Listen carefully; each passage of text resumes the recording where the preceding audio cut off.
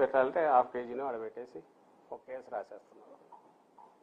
అది రాస్తారు ఇమ్మీడియట్ ఇంకా రిమాండ్. ఆ వైజాగ్ పిల్లోడు ఐ థింక్ ఇప్పటికి 200 రోజులు అయినట్టుంది.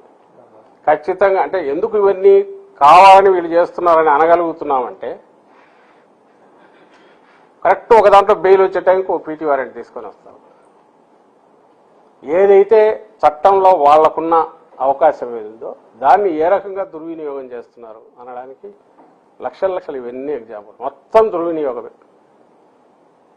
వాళ్ళ సిస్టమ్ వాళ్ళది వాళ్ళు ప్రొటెక్ట్ చేసుకోవడానికి, వాళ్ళని సాటిస్ఫై పొలిటికల్ ప్రాసెస్ని సాటిస్ఫై చేయడానికి ముఖ్యమంత్రిని కానీ ఆయన వెనకమ్మడు ఉండేవాళ్ళు కానీ మంత్రులు కానీ ఎమ్మెల్యేలు కానీ వాళ్ళని సాటిస్ఫై చేయడానికి, వాళ్ళు చేసే దోపిడీని ఎవరు క్వశ్చన్ చేయకుండా ఉండడానికి ఎంటైర్ సిస్టమ్ని మిస్యూజ్ చేస్తున్నారు.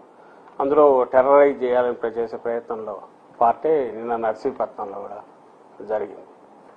ఇవేమి